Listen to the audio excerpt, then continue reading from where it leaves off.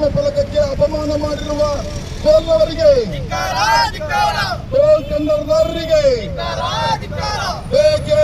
Toll ಏಜೆಂಟರಿಗೆ, Kannada ವಿರೋಧಿ toll ಪಾದದವರಿಗೆ ಬೇಕೇ ಬೇಕು, ಬೇಕೇ ಬೇಕು, ಬೇಕೇ ಬೇಕು. ಕನ್ನಡ ವಿರೋಧಿಗಳಿಗೆ ಕನ್ನಡ ನಾಮಫಲಕವನ್ನು ಸುತ್ತೋಲೆಯನ್ನು ಉಲ್ಲಂಘನೆ ಮಾಡಿರುವ ರಾಜದವರಿಗೆ, ರಾಷ್ಟ್ರೀಯ ಹೆದ್ದಾರಿ ಟೆಂಡರ್ದಾರರಿಗೆ ಬೇಕೇ ಬೇಕು. ಎಲ್ಲಿಯವರೆಗೆ ಹೋರಾಟ, ಎಲ್ಲಿಯವರೆಗೆ ಬೇಕೇ ಬೇಕು. ಕನ್ನಡವನ್ನು ಅಪಮಾನ ಮಾಡಿರುವ ಟೋಲ್ನವರಿಗೆ, ಕನ್ನಡ ಭಾಷೆಗೆ ಅಪಮಾನ ಮಾಡಿರುವ ಟೋಲ್ ಏಜೆಂಟರಿಗೆ ಬೇಕೇ ಬೇಕು. ಕನ್ನಡ ನಾಮಫಲಕ ಏನು ಈ ಮೈಸೂರಿನಿಂದ ನಂಜನಗೂಡಿಗೆ ಹೋಗ್ತಕ್ಕಂಥ ರಾಷ್ಟ್ರೀಯ ಹೆದ್ದಾರಿಯ ಟೋಲ್ ಏನಿದೆ, ಈ ಟೋಲ್ನಲ್ಲಿ ಕನ್ನಡ ನಾಮಫಲಕವನ್ನ ಅಳವಡಿಸಿದ್ದಾರೆ. ಕನ್ನಡ ನಾಮಫಲಕವನ್ನ ಅಳವಡಿಸಬೇಕಾದ್ರೆ ರಾಜ್ಯ ಸರ್ಕಾರದ ಸುತ್ತೋಲೆ ಇದೆ. ರಾಜ್ಯ ಸರ್ಕಾರದ ಸುತ್ತೋಲೆ ಪ್ರಾಥಮಿಕ ಭಾಷೆ ಕಡ್ಡಾಯವಾಗಿ ಕನ್ನಡವನ್ನ ಬರೀಲೇಬೇಕು ಅಂತ ನಿಯಮ ಇದೆ. ಎರಡನೇ ಭಾಷೆ ಅಥವಾ ಮೂರನೇ ಭಾಷೆ ಏನು ಹಿಂದಿ, ಇಂಗ್ಲಿಷ್ ಬಳಕೆ ಮಾಡ್ತಾ ಇದ್ದಾರೆ, ಇದು ಒಂದು ಅಫಿಸಿಯಲ್ ಭಾಷೆ ಅಷ್ಟೇ.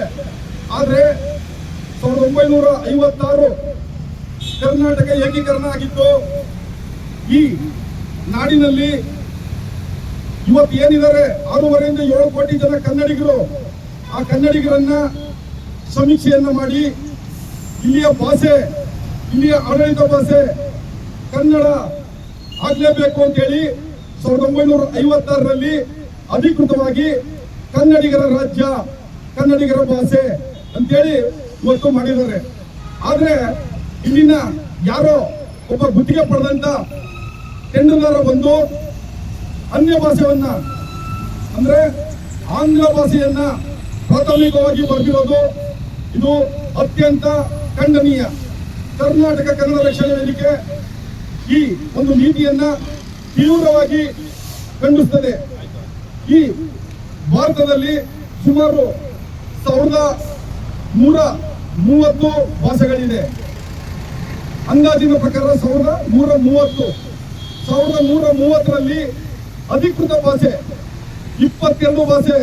ಸಂಸತ್ತಿನಲ್ಲಿ ನಮ್ಮ ಸಂಸದರುಗಳು ಮಾತನಾಡಬೇಕಾದ್ರೆ 22 ಭಾಷೆ ಅಧಿಕೃತವಾಗಿದೆ. 22 ಭಾಷೆಯಲ್ಲಿ ನಮ್ಮ ಕನ್ನಡ ಭಾಷೆಯೂ ಸಹ ಒಂದು ಆಡಳಿತ ಭಾಷೆ. ನಮ್ಮ ಭಾಷೆಗೆ ಇಡೀ ವಿಶ್ವದಲ್ಲಿ ಮಾನ್ಯತೆ ಇದೆ. ಕನ್ನಡಕ್ಕೆ ಇರುವಷ್ಟು ಲಿಪಿ ಯಾವ ಭಾಷೆಗೂ ಇಲ್ಲ. ಹಿಂದಿಗೂ ಇಲ್ಲ, ಇಂಗ್ಲಿಷ್ಗೂ ಇಲ್ಲ, ತಮಿಳಿಗೂ ಇಲ್ಲ, ತೆಲುಗು ಇಲ್ಲ. ನಮ್ಮ ಕನ್ನಡ ಭಾಷೆಗೆ ಲಿಪಿ ಇದೆ. ಕ್ರಿಸ್ತಪೂರ್ವ 4ನೇ ಶತಮಾನದಲ್ಲಿ ಅಶೋಕನ ಕಾಲದಲ್ಲಿ ನಮ್ಮ ಕನ್ನಡ ಚಾಲ್ತಿಯಲ್ಲಿತ್ತು. ಅಂತಹ ಒಂದು ಕನ್ನಡವನ್ನ ಇವತ್ತು ಹತ್ತಿರ್ತಕ್ಕಂಥ, ಕನ್ನಡದ ಬೆಳವಣಿಗೆಯನ್ನ ಕುಂಠಿತ ಮಾಡತಕ್ಕಂಥ ಕೆಲಸವನ್ನ ಈ ಟೋಲ್ನ ಭಾಷೆದ ಏಜೆಂಟರು ಮಾಡಿದ್ದಾರೆ. ನಮ್ಮ ಭಾಷೆ ಯಾವ ಭಾಷೆಗೂ ಕಮ್ಮಿ ಇಲ್ಲ. ಈ ಭಾರತ ದೇಶದಲ್ಲಿ 6 ಭಾಷೆಗೆ ಶಾಸ್ತ್ರೀಯ ಸ್ಥಾನಮಾನ ಸಿಕ್ಕಿದೆ. ಕರ್ನಾಟಕದ ಕನ್ನಡ ಭಾಷೆಯೂ ಸಹ ಒಂದಾಗಿದೆ. ನಮಗೆ ಸುಮಾರು 2004ರಲ್ಲಿ ಶಾಸ್ತ್ರೀಯ ಸ್ಥಾನಮಾನ ಸಿಕ್ಕಿದೆ. ನಮ್ಮ ಭಾಷೆಗೆ ಶಾಸ್ತ್ರೀಯ ಸ್ಥಾನಮಾನ ಸಿಕ್ಕಿರೋದು ಯಾವುದೋ ತಮಿಳಿನ, ತೆಲುಗಿನ, ಹಿಂದಿನ ಆಂಗ್ಲವೇ. ನೀವು 24 ಗಂಟೆಗಳಲ್ಲಿ ಮೊದಲ ಸ್ಥಾನಕ್ಕೆ ಕನ್ನಡ ನಾಮಫಲಕವನ್ನ ಬರೀಲಿಲ್ಲ ಅಂತ ಹೇಳಿದ್ರೆ ನಮ್ಮ ಸಂಘಟನೆ ಉಗ್ರವಾದ ರೀತಿಯಲ್ಲಿ ನಿಮ್ಮ ವಿರುದ್ಧ ಹೋರಾಟವನ್ನು ಮಾಡ್ತೇವೆ. ಇವತ್ತು ಕನ್ನಡ ಸಮೃದ್ಧಿ ಇಲಾಖೆಯವರು ಮತ್ತೆ ಜಿಲ್ಲಾಡಳಿತ, ಕನ್ನಡ ಜಾಗೃತಿ ಸಮಿತಿಯವರು ಸತ್ತೋಗಿದ್ದಾರೆ. ಅವರು ಇಂತಹ ಒಂದು ಕನ್ನಡ ನಾಮಫಲಕ ಉಲ್ಲಂಘನೆ ಆಗಿರೋದನ್ನ ಬಂದು ನೋಡಿಲ್ಲ. ಕಣ್ಣಿ ಕಣ್ಣಿದ್ದು ಕುರುಡರಾಗಿದ್ದಾರೆ, ಅವ್ರಿಗೂ ಸಹ ಎಚ್ಚರಿಕೆಯನ್ನು ಕೊಡ್ತಾ ಇದ್ದೇವೆ. ಒಂದು ದಿನ ಈ ಪ್ರಾಜೆಕ್ಟ್ಗೆ ಗಡುವನ್ನು ಕೊಡ್ತಾ ಇದ್ದೇವೆ. ನೀವು ಸಂಬಂಧಪಟ್ಟ ಇಲಾಖೆಯವರು ಬಂದು ಇದನ್ನ ಗಮನ ಹರಿಸಿ 24 ಗಂಟೆಗಳಲ್ಲಿ ಕನ್ನಡ ನಾಮಫಲಕ ಬದಲಾವಣೆ ಆಗಿಲ್ಲ ಅಂತ ಹೇಳಿದ್ರೆ ನಮ್ಮ ಸಂಘಟನೆ ಉಗ್ರವಾದ ರೀತಿಯಲ್ಲಿ ಹೋರಾಟವನ್ನು ಮಾಡ್ತೇವೆ. ಮುಂದೆ ಏನಾದ್ರೂ ಅನಾಹುತ ಆದ್ರೆ ಈ ಅನಾಹುತಕ್ಕೆ ನಿಮ್ಮ ಟೋಲ್ನವರ ನೆರವಣೆ ಅಂತ ನಾನು ಇದನ್ನ ಎಚ್ಚರಿಕೆಯನ್ನು ಕೊಡ್ತಾ ಇದ್ದೇನೆ.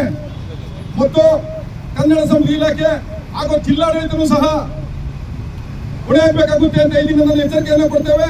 ಈ ಕೂಡಲೇ ಸಂಬಂಧಪಟ್ಟ ಇಲಾಖೆಯವರು ಬಂದು ಇದ್ರ ಮೇಲೆ ಕಾನೂನು ರೀತಿ ಕ್ರಮವನ್ನು ಜರುಗಿಸಿ 10,000 ದಂಡವನ್ನು ಹಾಕಬೇಕು ಅಂತ ನಿಯಮ ಇದೆ. ಕನ್ನಡ ನಾಮಫಲಕ ಉಲ್ಲಂಘನೆ ಆದ್ರೆ 10,000 ದಂಡ. ಆ ದಂಡವನ್ನು ವಿಧಿಸ್ತಕ್ಕಂಥ ಕೆಲಸವನ್ನ ಸಂಬಂಧಪಟ್ಟ ಇಲಾಖೆಯವರು ಮಾಡಬೇಕು. ಇಲ್ಲ ಅಂದ್ರೆ ನಿಮಗೆ ದಂಡ ಹಾಕಿಸ್ತಕ್ಕಂಥ ಕೆಲಸವನ್ನ ನಾವು ಮಾಡ್ತೇವೆ. ನಾವು ನಮ್ಮ ಪ್ರತಿಭಟನೆಯನ್ನ ಇನ್ನು ಉಗ್ರವಾದ ರೀತಿಯಲ್ಲಿ ಹೋರಾಟವನ್ನು ಮಾಡ್ತೇವೆ ಅಂತ ಹೇಳಿ ಈ ದಿನ ಟೋಲ್ ಪ್ಲಾಜಾಕ್ಕೆ ಮತ್ತೆ ಜಿಲ್ಲಾಡಳಿತಕ್ಕೆ ಎಚ್ಚರಿಕೆಯನ್ನ ಕೊಡ್ತಾ ಇದ್ದೇವೆ.